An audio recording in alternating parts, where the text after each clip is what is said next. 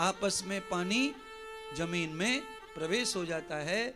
जैसे नदी के होने से सूखी जमीन की धरती में पानी स्वयं प्रवेश हो जाता है, अपनी जिंदगानी में, अपने जीवन में एक अच्छे गुरु के होने से जिंदगानी हरी भरी बनी रहती है, जिंदगानी मनोहर बनी रहती है।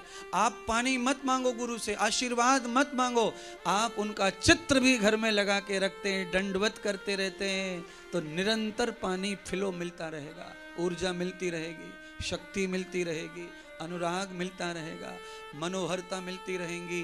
देखो, जन्म मरण हारी और बीमारी ये सब सुखियों के घर में भी होता है, पर ये होगा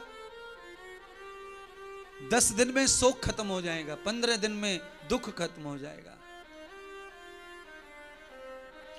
मैं हूं, ये अहंकार नहीं है, ये एक साधु के लिए कहना पड़ रहा है, मैं हूं।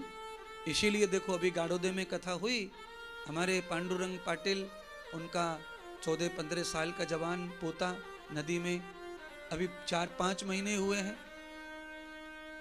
हम हैं, हमने उनको समझाया, ज्ञान दिया, उन्होंने कई बार पूछा, फिर उनको हिम्मत आती मेरे प्रवचन को सुनकर, प्रवचन मेरा जो कहता है उससे हिम्मत आती है, हिम्मत आती है तो उस बच्चे का जो शोक है, दुख है, क्लेश है, दिमाग से निकल नहीं रहा, तो वो निकला, बाहर आए उससे। माँ नहीं सुधर रही थी शारदा, वो बाहर आई, और उसका पूरा कारण अकेला इंद्रदेव है। क्यों? सत्संग में शक्ति है, सत्संग में शक्ति है, विचारों में शक्ति है। आप पूरे साल रोते रहिए, पर मरने वाला कभी लौट के आता कभी नहीं आता। परसों हमारे लक्ष्मणानंद, परमानंद, ये साधु हैं, हमारे 2 लड़कियां, इनके पिताजी का भी देह अवसान हो गया 50 दिन पहले। उनकी पत्नी भी, लक्ष्मण यादव की पत्नी भी घर में पड़ी, शोक में डूबी है। हमारी परंपरा है, पति मर जाने पर विधवा औरत को थोड़ा सामाजिक ताने वाने से डर लगता है, इसलिए वो बीमार पड़ी रहती हैं, शोक में पड़ी रहती हैं। मैंने परसों चिल्लाया, चीखा, मेरे चीखने और चिल्लाने का प्रभाव पड़ा। उसे ये समझ में आया कि गुरुजी कह रहे हैं कि मरने वाले को भगवान से, उसके पापों से मुक्त कराना है, तो मरने वाले के पीछे जो जिंदा रह गए हैं उनको भगवान के कार्यों को छोड़ना नहीं चाहिए, उससे उनको लाभ मिलता है।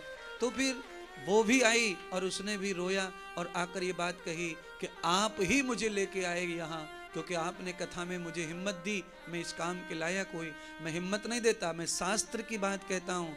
आप सत्संग में आए, कथा में आए हैं, इससे ये पूरा का पूरा समझ लो, हमारे हिंदू धर्म में जवान से जवान मौत होने पर भी महाराष्ट्र में गरुड़ पुराण का पाठ अवश्य होता है। वो भी पुराण है, भागवत भी पुराण है, तो इसमें क्यों न हम शामिल हों। अरे महाराज, गरुड़ पुराण शोक का है, वो जगह पर ही होता है, 13वें तक हो जाता है, तो वहां नाचना कूदना ये वहां शोभा नहीं देता, वहां शांत कथा होनी चाहिए। पर 1.25 महीने के बाद में कथा में जो कुछ भी होता है वो सब हमारे लिए होता है। ये भक्ति के रूप हैं अलग अलग, ये सब भक्ति हमको करनी चाहिए। मर जाने के बाद में भगवान श्री कृष्ण अर्जुन को समझाते हैं, अर्जुन ये जो मर रहे हैं ये कोई मर नहीं रहा है, तुम शोक मत करो, दुख मत करो, तुम रो मत। तुमको लगता है तुमने दादाजी को मार दिया, गुरुजी को मार दिया, फूफा जी को मार दिया, ये तुमको अगर लगता है तो ये कोरा अज्ञान है तुम्हारा। तुमने किसी को नहीं मार दिया है, क्योंकि तुमने किसी को जन्म ही नहीं दिया है, तो तुम किसी को मार सकते नहीं हो।